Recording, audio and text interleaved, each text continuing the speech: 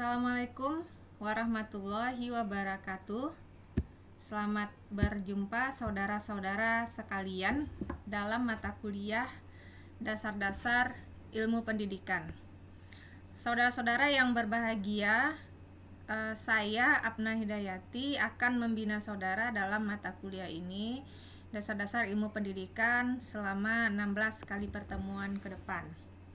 Saudara-saudara sekalian, selamat bergabung di Universitas Negeri Padang pada program kependidikan, karena yang mengambil mata kuliah ini semuanya adalah mahasiswa-mahasiswa yang menempuh jalur kependidikan ya, dan nantinya akan menjadi seorang guru. Maka dari itu saudara perlu kami bekali kemampuan dalam memahami ilmu pendidikan pada mata kuliah Dasar-Dasar Ilmu Pendidikan. Saya beri judul pemaparan awal ini dengan mengajar dengan ilmu pendidikan.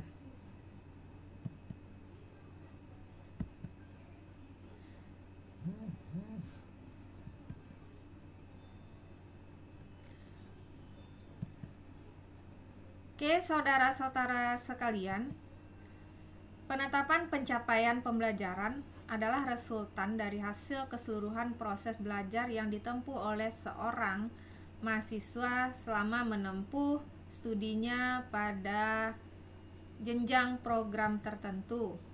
Unsur-unsur pencapaiannya mencakup sikap dan tata nilai, kemampuan, pengetahuan, dan tanggung jawab serta hak. Jadi artinya dalam belajar di perguruan tinggi, saudara akan memenuhi capaian pembelajaran yang dimaksud sebagai hasil dari proses pelaksanaan pendidikan saudara di perguruan tinggi. Nah, apa yang akan kami bentuk di sini yaitu tentang sikap, tentang kemampuan, pengetahuan, serta pemahaman saudara mengenai hak dan tanggung jawab. Baik saudara-saudara sekalian, pertama yang perlu dipahami adalah pengertian belajar, mengajar, dan mendidik. Ketiga istilah ini nanti akan sering saudara temui di dalam proses pelaksanaan pembelajaran dan juga aktivitas pembelajaran sehari-hari. Belajar. Kata belajar. Belajar adalah proses perubahan tingkah laku seseorang yang meliputi aspek sikap, pengetahuan, dan juga keterampilan. Poinnya di sini bahwa ada sesuatu yang berubah dari pengetahuan seseorang, kemudian pengalaman, dan juga sikap dari proses belajar, ya, proses untuk mendapatkan sebuah informasi. Pembelajaran adalah upaya yang dilakukan oleh seseorang untuk membuat seseorang belajar. Nah, dalam hal ini yang menjadi seorang yang akan membuat seseorang itu belajar dalam hal ini adalah guru. Nah, tentu adalah saudara-saudara sekalian, para calon-calon pendidik atau guru ini. Kemudian mendidik, usaha untuk membentuk peserta didik menjadi dewasa secara fisik, mental, dengan cara melatih sikap mental, akhlak, dan memberi ilmu pengetahuan. Jadi artinya seseorang bisa saja dia dewasa tetapi belum dewasa secara mental, ya, sehingga sikap dan perilakunya meskipun dia sudah dewasa belum menunjukkan kedewasaan. Nah, terkait hal ini maka perlu dilakukan sebuah proses mendidik. Nah, saudara, apa yang saudara lakukan sebagai seorang calon guru tentu adalah poin yang ketiga ini, yakni mendidik, ya. Kalau hanya mengajar, tentu saudara hanya berlaku atau fokus kepada aspek pengetahuan saja. Nah, itu pun harus dengan cara-cara yang sesuai dengan konteks ilmu pendidikan. Oke saudara, di dalam materi dasar-dasar ilmu pendidikan ini, saudara juga nanti diharapkan akrab dengan berbagai istilah-istilah pembelajaran. Ini adalah ranah pembelajaran, ya, ada kognitif, afektif, dan psikomotorik. Jadi ini adalah target-target atau ranah pembelajaran yang akan dicapai oleh seorang siswa. Dan saudara sebagai seorang guru ini harus berupaya untuk membuat siswa saudara itu memiliki ketiga aspek tersebut. Kognitif pengetahuan. Nah, ini sudah umum berlaku ya. Jadi semua proses pembelajaran itu pasti sasarannya berubah kepada pengetahuan. Nah, yang sulit nanti barangkali adalah dari sisi afektif dan psikomotor. Maka dari itu, sebuah proses mendidik itu harus dilengkapi dengan pengetahuan atau penguasaan mengenai ilmu pendidikan, sehingga akhirnya terbentuk kepada ranah afektif. Ada salah satu sebab kenapa seorang anak yang sudah melewati sebuah proses pembelajaran tetapi pengetahuan atau perilakunya itu masih negatif. Hal itu salah satunya dikarenakan pertama, dia belum dididik sesuai dengan ilmu pendidikan. Yang kedua, proses pendidikannya itu tidak melingkupi semua aspek lingkungan yang ada dalam peserta didik. Keluarga misalnya, lingkungan masyarakat tidak mendorong atau mensupport terjadinya buah proses pendidikan. Nah, itulah salah satu indikator ya. Dan kemudian anak itu tidak dipersiapkan secara mental untuk menempuh jalur pendidikan tertentu. Jadi artinya hal tersebut terjadi akibat yang paling dominan itu adalah proses pendidikan yang dialami oleh si anak. Nah, tentu untuk menghindari hal tersebut maka saudara dibekali dalam mata kuliah dasar-dasar ilmu pendidikan ini.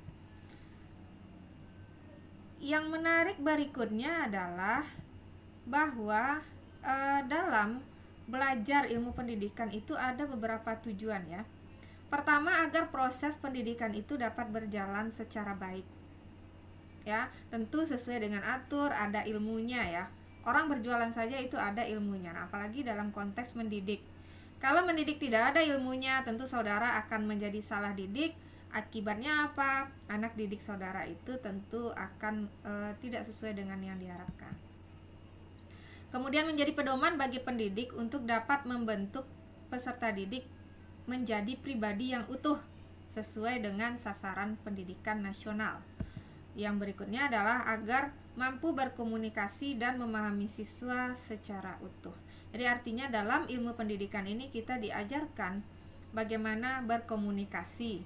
Esensi dari proses pendidikan itu adalah proses komunikasi dan proses interaksi.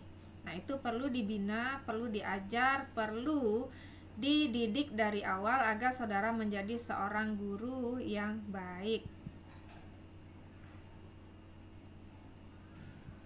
Oke, nah ada satu hal lagi ya, bahwa untuk menjadi seorang guru itu ada 4 macam kompetensi ya. Pedagogik itu terkait penguasaan saudara tentang ilmu-ilmu pendidikan termasuk metode, strategi, media pembelajaran.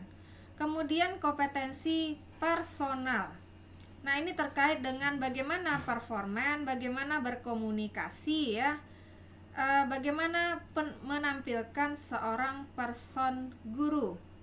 Ini penting bahwa performance seorang guru itu tentu dia sangat spesifik dan berbeda dengan sistem atau jenis pekerjaan yang lain. Jadi seorang guru itu tentu haruslah rapi, tentu haruslah berwibawa gitu ya. Kalau tidak tentu tidak akan diikuti oleh anak didiknya. Kemudian ada kompetensi sosial.